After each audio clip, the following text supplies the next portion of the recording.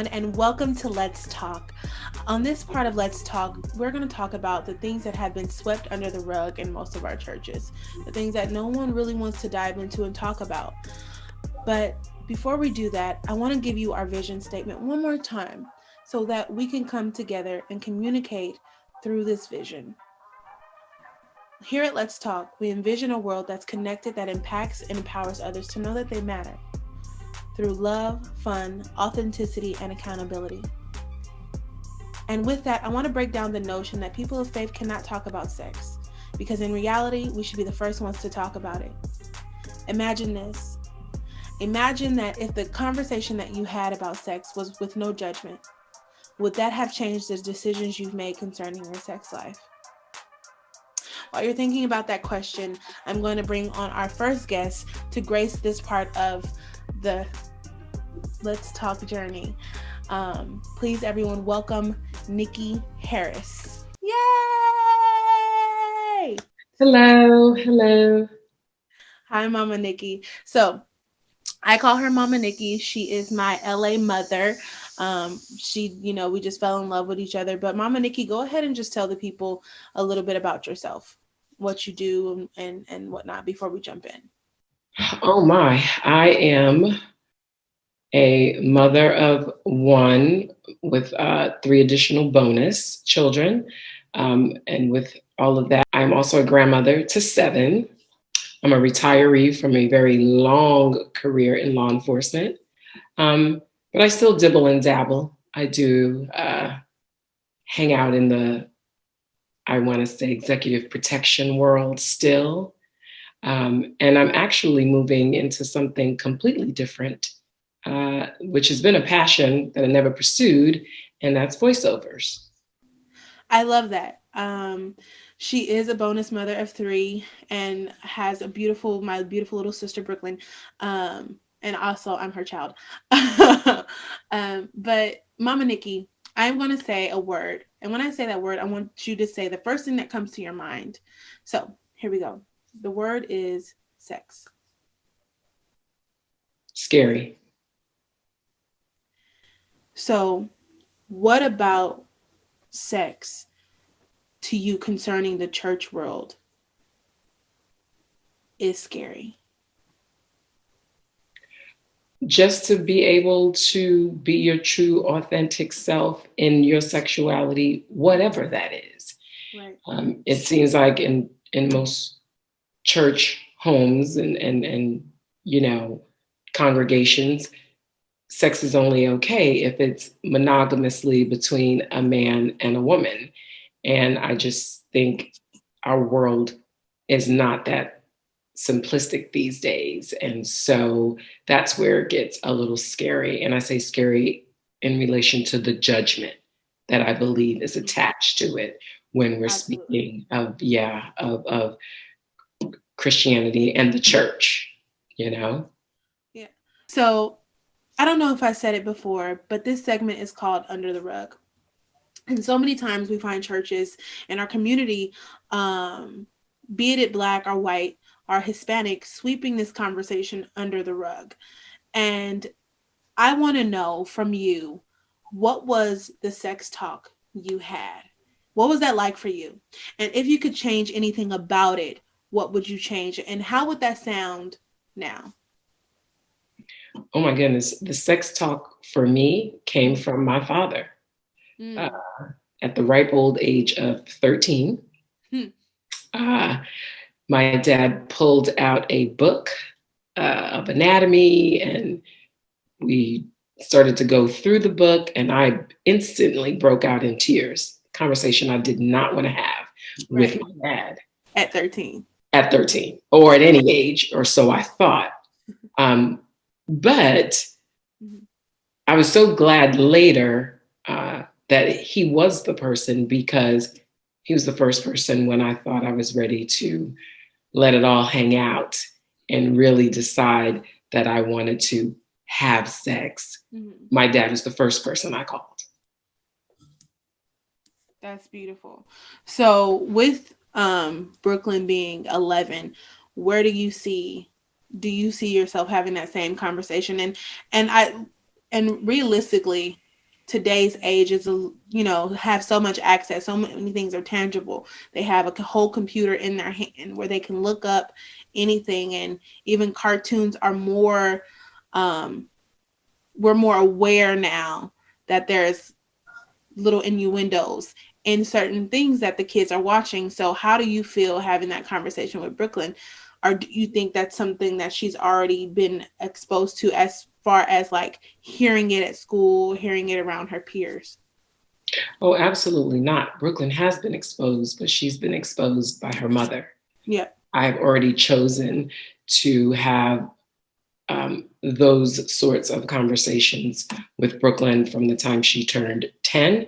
And that's because I started my puberty journey very early. So I anticipated pretty much the same journey for her.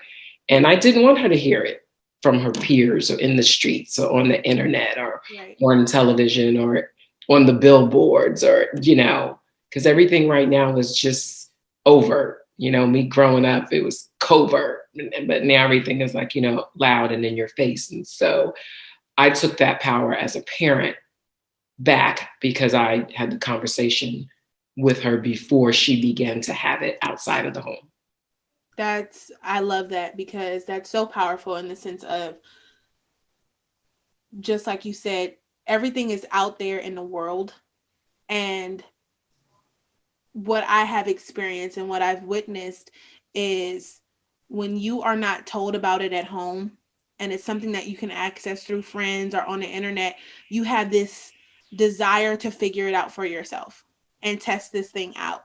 But when it comes from a place of home with no judgment, and that's what we're talking about today, laying the judgment aside, just having a candid conversation with your child or with your teenager or with yourself about what that looks like for you as a Christian.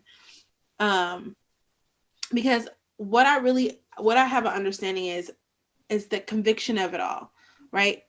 I was on Instagram at the beginning of COVID, and I saw a young lady say that she had given up on her 4 years of celibacy.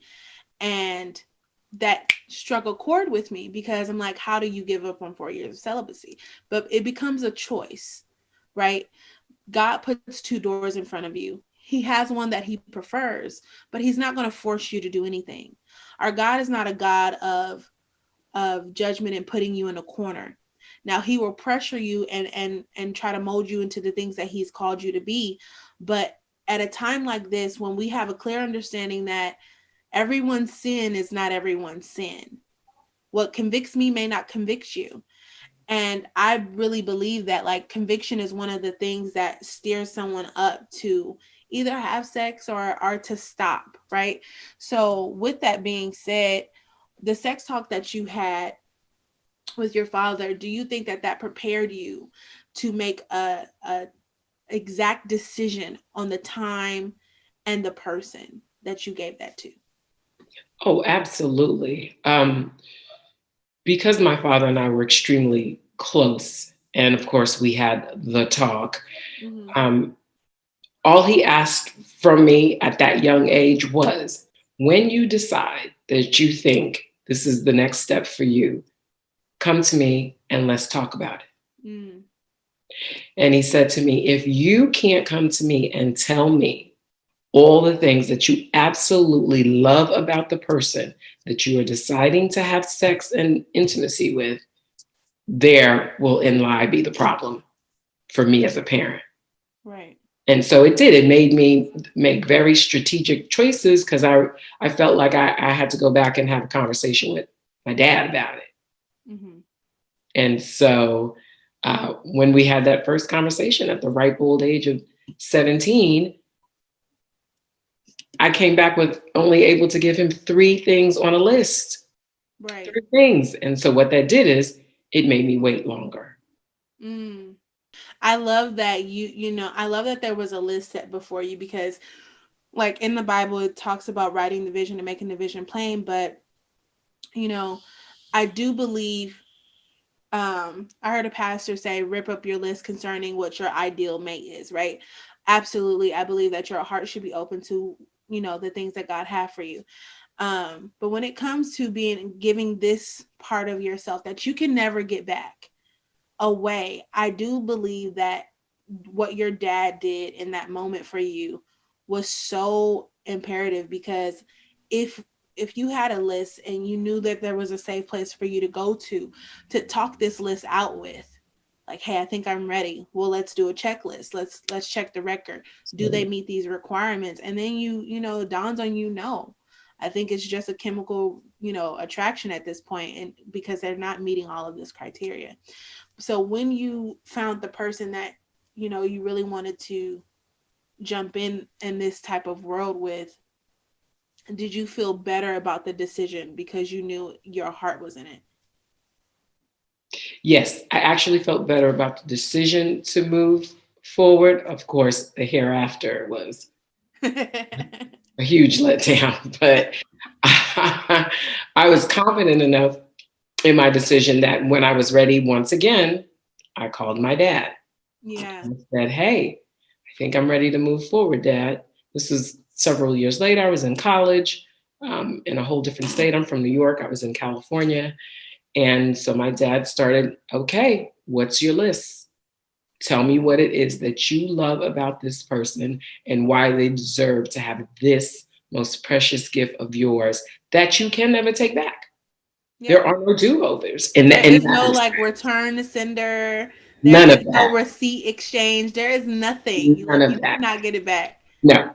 And once but I was prepared for that because I knew that was the yellow brick road we were going to have to travel before I got my father's approval. And it was so important to me that he thought I made a good choice. And so when I got to thing number 8, he said, okay, now at this point, the decision is up to you. And if this is the route that you're going to go, then you have my support. He didn't say, I'm on board, you go do it, girl, just get it. No, he was just like, you did what I asked. You asked it of yourself. You came back and you delivered in a satisfactory way to me as your dad. Mm-hmm. So again, at the end of the day, God gives us discernment, to make your own choices. And my dad was basically like, okay, I support your decision at this point.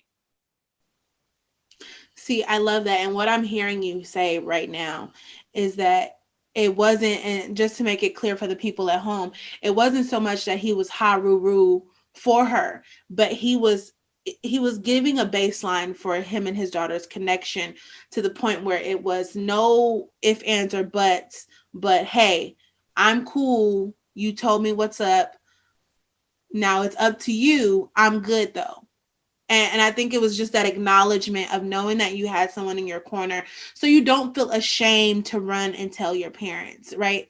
And I think it's just so important to have that conversation. I'm a pastor's kid, and I had the conversation with my mom. And my mom was always, I would prefer you wait till marriage. But if you ever feel like there was a time or place that you feel like this is the thing that you want to do, come to me and we'll get you prepared for what that looks like. And, but I really feel like that is such an important place to be with a parent, or anyone for that matter, especially, I was at your house a few, I want to say weeks now, ago, and like a week ago.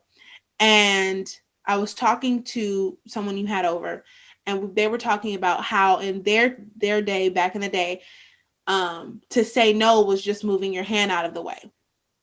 And how women of today are a little more boisterous with their no. So from your perspective, what was the sex culture you were brought up in? Oh man, I get pretty much the same, just because I come from a strong line of women, and with a tremendous amount of support and a really solid Christian foundation.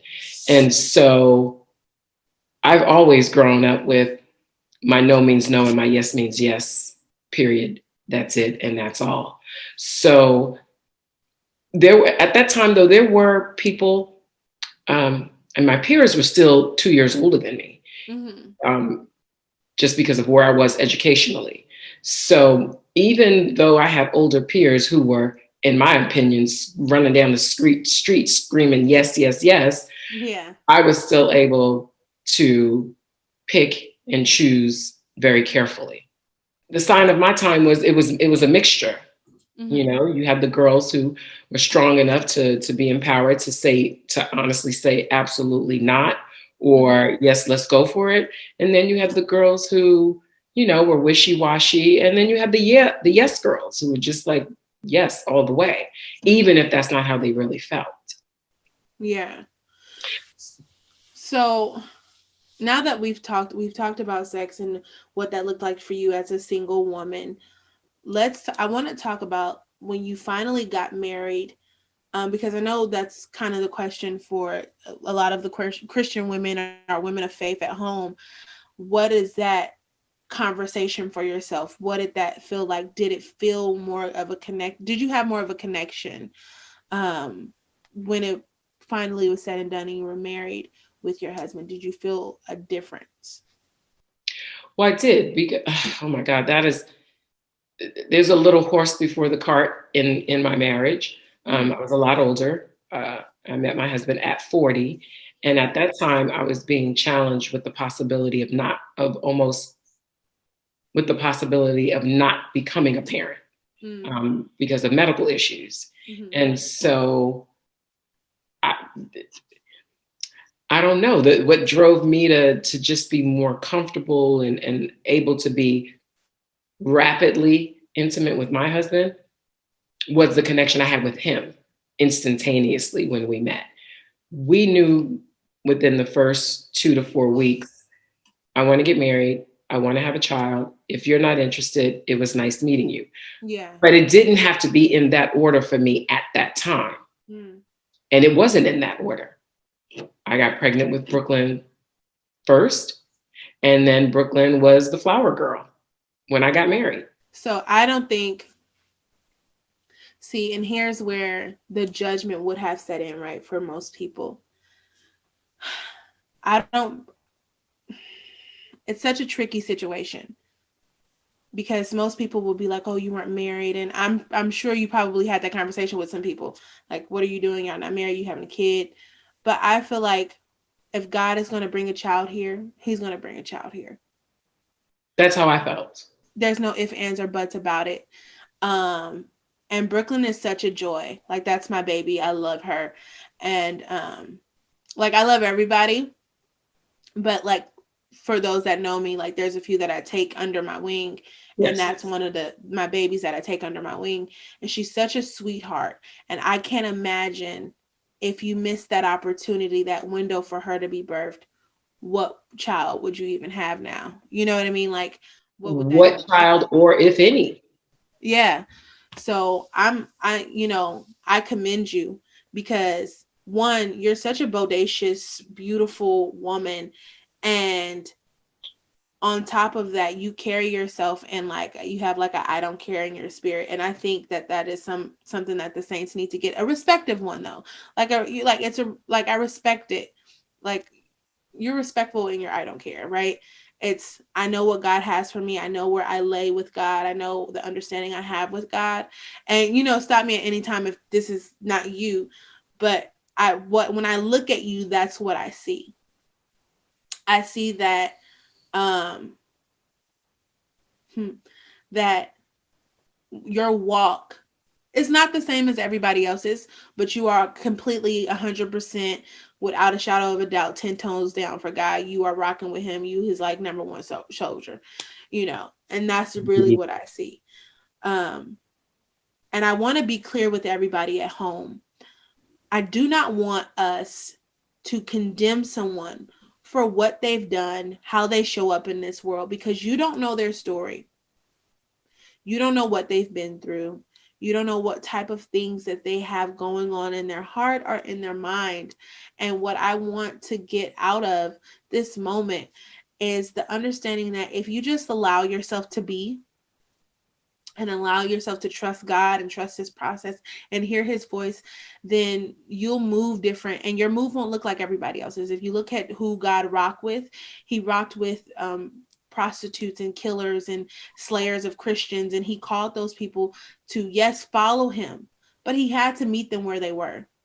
So I don't feel like, and that's what we're doing right now. We're going under the rug, and everything that's been swept under the rug, we're sweeping it back out. We do not want the people that have had children out of wedlock to feel condemned. I don't want you to feel condemned if you had sex before marriage, because God is a forgiving God.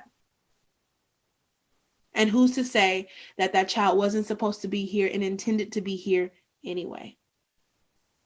And that you would have missed your window if it didn't happen. I believe that everything happens for a reason. I believe that God is in every decision. I believe that God will turn every decision around for his good. And I know if you're at home and you're a person of faith, that you believe that too. And so we're going to close out this segment with Mama Nickie. AKA she's really Nickie Harris, but she's Mama Nickie to me. But we're going to close this segment out. And I just want everyone at home to ask yourself this one question. If the conversation you heard today was the conversation you had pertaining to your sex life, would your sex life look different? That's something I asked at the top of the interview, but I really wanted you to sit home with that. And in a few moments, you will see a way to contact us and give us your answers. And if you have any other questions, because this is Church Uncensored. We're going to talk about everything that the church is scared to talk about. We're going to talk about everything on this segment that people have swept under the rug. And so we thank you, Mama Nickie, for your time, for being here with us today. This has been Let's Talk Under the Rug. Take care. All right, love you. Yay, love you too. Mwah. This week on Let's Talk Church Uncensored. Straight from the stage, our special guest is Row 1, where Tremaine Collins, Levi Tyler Nole, and your host, Carleta D. Leonard, come to you with the real conversations of Row 1, Under the Rug, with special guest Nickie Harris, where we sit down and we have a descriptive conversation about things we have swept under the rug as a church. Want to be a sponsor? Email us at cdlenterprises2018@gmail.com or text me at 925-812-3519. Want to win a prize? There's a ways to enter. Have something you want to share? Email us at cdlenterprises2018@gmail.com. Enter in the subject line which segment you're referring to. No question, no answer, and no testimony is too small. We want to hear from you. Follow All Things Show Related on Instagram at Home of the Uncensored. This has been Let's Talk Church Uncensored. See you soon.